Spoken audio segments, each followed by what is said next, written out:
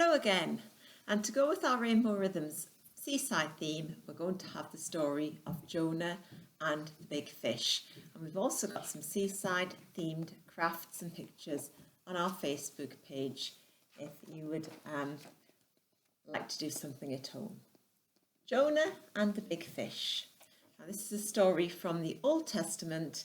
It's written by Catherine Sully and illustrated by Simona Sanfilippo.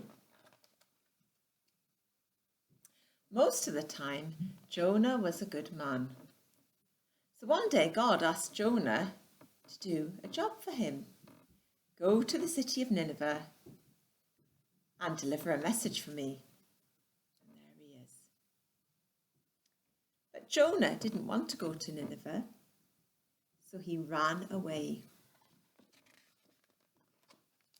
Jonah found a boat to take him far away from Nineveh, and he hid below deck and fell fast asleep. And as he slept, the wind blew and the waves crashed, and a storm rocked the boat, and still Jonah slept. Can you see those big waves? I bet he felt really, really tired to be sleeping that much.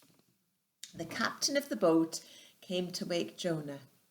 "How can you sleep in this storm?" cried the captain. "Get up and say a prayer." The boat rocked this way and that way, and the sailors were all afraid. "Tip the cargo overboard," the captain cried. But it was no use. The storm grew wilder and wilder. "It's my fault," cried Jonah. "I didn't do as God asked me." The sailors were shocked and afraid. "God is angry with me," said Jonah. "Tip me overboard and the storm will stop." And can you see them all in the boat, and they're trying to tip some boxes overboard, trying desperately to keep the boat afloat. Now the sailors didn't really want to tip Jonah overboard. They prayed and prayed, but still the storm rocked the boat. And finally they tipped Jonah splosh into the waves. Splosh. And the storm stopped.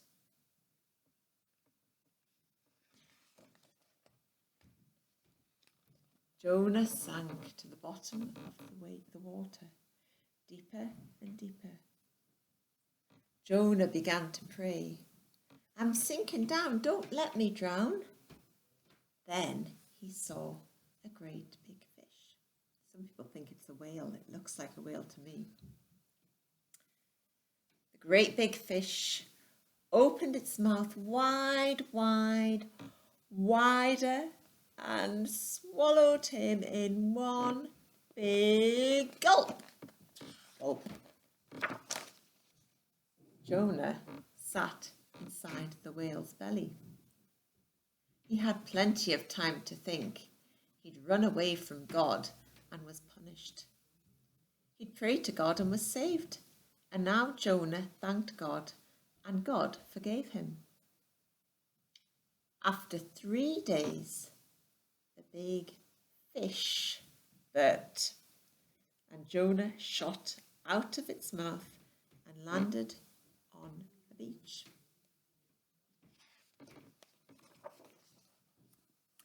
This time Jonah went to the city of Nineveh to deliver God's message, and the people there were wicked. They didn't listen to God either.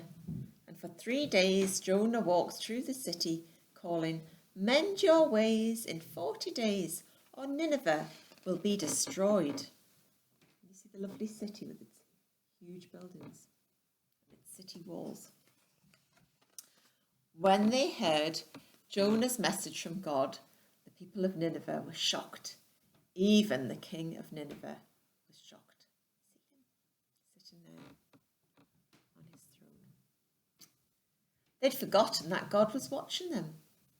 They were very sorry that they had been bad and decided to be good from then on, and so God forgave them. Jonah sat on the hill outside of Nineveh and he waited for the city to be destroyed. But it was very hot and nothing happened. Jonah became very angry. God said to Jonah, "Why are you grumpy?